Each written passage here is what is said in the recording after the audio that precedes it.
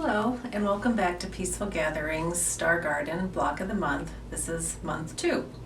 Last month you received the fabric for the backgrounds of the 4 center blocks and the 4 outside corner blocks. You also received the red and the brown fabrics to make your Lemoyne stars. This month you're going to receive 2 different fabrics. They're going to be green, and what they're going to be used for are to make the stems for the 4 center blocks. There's a lot of applique that takes place in the 4 center blocks. So this month we're only going to be working on the stems, and then next month we'll work on the leaves and the circles for the 4 center stars, and also for some of the borders. To begin this month, you will take your 4 21.5-inch squares that you cut for the center 4 blocks, and you're going to fold each one into quarters. So I'm going to fold it in half, and then I'm going to fold it in half again.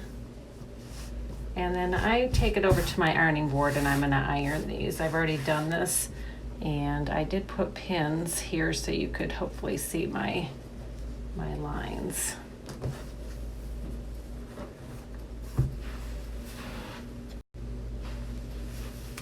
For the next step, you're going to want to take your Lemoyne star, and what we're going to do is we're going to center it in the center of our 21.5-inch square. To do that, what I'm going to do is line up my centers here with my horizontal line, and then I'm going to move it from left to right until these 2 centers are centered with the vertical line. Once I'm happy with the placement, I'm going to go ahead and pin this into place in 4 spots of the center.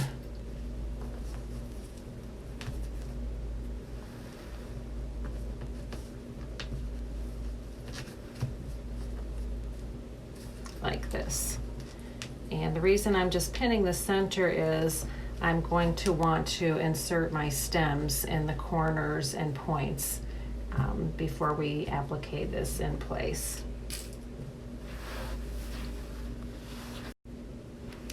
You want to repeat this process for the other 3 center squares, and then you can set aside the remaining 4 Lemoyne stars to be used for the 4 corner squares at a later month. If you have extra time and you want to go ahead and applique these to the corner squares, feel free to do that, but we also have plenty of time to do that in a later month. After that's done, we're going to set these 4 squares aside, and we're going to begin working on our stems. Normally when you're making stems, you're going to cut on the bias so that the material stretches and bends to accommodate curves. In this particular applique project, the stems that we'll be making are straight, so we don't need to worry about cutting on the bias. What you'll want to do is go ahead and decide which method you're going to use to make your stems. I'm going to use the Quilter's press bars. This is my preferred method for making stems. Some people prefer to use the bias tape makers, which you can use also. Mary Kay Buckley also has a new product out, Perfect Stems, which works very similarly to the Quilter's press bars, which I'm going to demonstrate here for you today. What we need to do will be to make green stems. We have lighter stems for the shorter leaves, and then for the circles we're going to be making a little bit longer stem. Now we need 3/8 of an inch completed stems. Feel free to make them a little bit smaller, a little bit larger. It's totally your preference. To make the 3/8 inch stems, what I'm going to do is cut 1.5 inch strips the length of the width of my fabric. Now I've already cut some, so I don't have to go through all this, and I did cut them a little bit shorter so I can easily demonstrate. But what you're going to want to do is you're going to take your strip and you're going to fold it with the wrong sides together and finger press. It's not necessary to iron at this point. Once you've finger pressed your strip with the wrong sides together, you're going to take it over to your sewing machine and you're going to go ahead and sew a 1/4 of an inch seam allowance from the raw edges. After you're done sewing a 1/4 inch seam allowance, you're going to go ahead and trim it, the seam allowance, up to about an 1/8 of an inch. All right.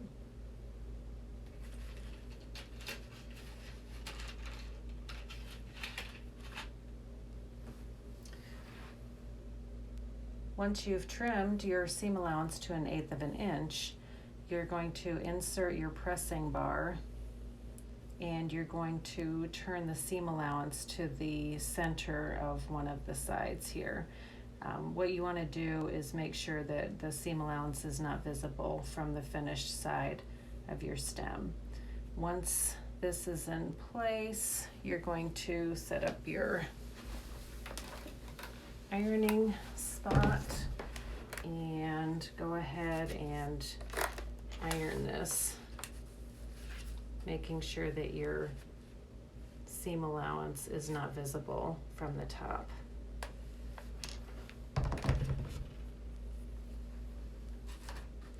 And this is what your finished piece will look like. Once you're done ironing your stems, we're going to go ahead and cut them to the piece sizes that we need. And for this project, you're going to need 8 4.5 inch pieces for each star. And you're also going to need 8 6 inch pieces for each star. All right. Now, once we have our 8 small stems and our 8 large stems cut for each star, we're going to bring our 21.5 inch background square back along with the star that we centered earlier. Now, what I like to do is I have a longer ruler, which I like to use for this process. And I also like to use basting glue. You can also use your applique pins, whatever you decide. So to begin, I'm going to take my longer 6 inch squares, and what I'm going to do is I'm going to center it over the lines that I previously pressed, the vertical line, on opposite sides like this. Now remember that the Lemoyne star still needs to be appliqued in place, and we're going to be turning under a 1/4 inch seam allowance. So you want to make sure that the stem is nicely tucked underneath your corner here so that there are no raw edges. And I found that if I measured out approximately 5.25 inches from the center. That's good that way. And then I'm going to measure it from this point as well so that it's extending out. Oh, perfect. 5.25 inches this way. And then what I like to do is just lay my ruler alongside of my stems. This is going to help keep them nice and straight. And then all you need to do is lift up your stem. I'm just going to put a few dots of glue, and then I'm going to lay this in place, making sure that it's lined up against my ruler, keep it nice and straight. And then I'm going to do the opposite side as well. Put this on the stem, and then I'm just going to line it up along my ruler, keep it nice and straight, like And then you'll just repeat the process for the remaining 8 stems. So again, you're going to, I'll do the horizontal line next. And insert this way. Insert here. Now I'm using scraps of green fabric, so your fabrics will be a little bit different, but the fabrics that you receive are the same ones that are in the shop sample. And then once again, I'm going to make sure that I'm about 5 1/4 inches from my center. Pull that one out a little bit, and this one as well. And then I can just lay my ruler down to make sure this is straight. And I'm going to lift up and put a few drops of glue, and then lay it back down lined up with my ruler. And again, you'll repeat the process on the other side and then with the other remaining 4 corners. Now to do the shorter squares, it's going to be the same process. What I'm going to do, again, you're going to need to be careful that you don't have any exposed raw edges, but you're going to want to slip your shorter stem underneath the point.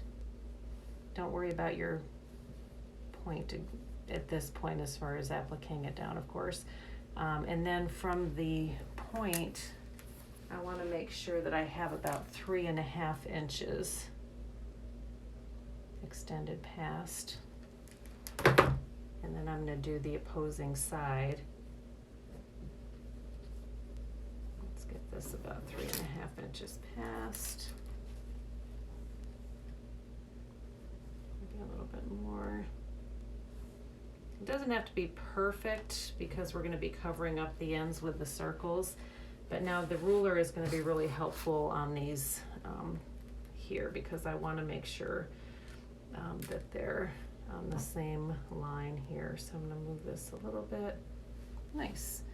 And then when you're ready and happy with your placement, you can go ahead and glue these down as well.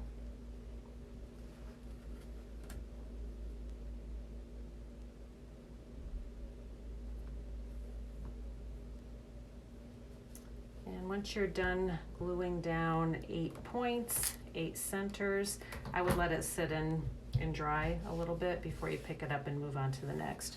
But you'll want to repeat this process for the remaining 3 squares. Once you're done with that, you can go ahead and applique your pieces in place. And we will then be ready for next month to add the leaves and the circles.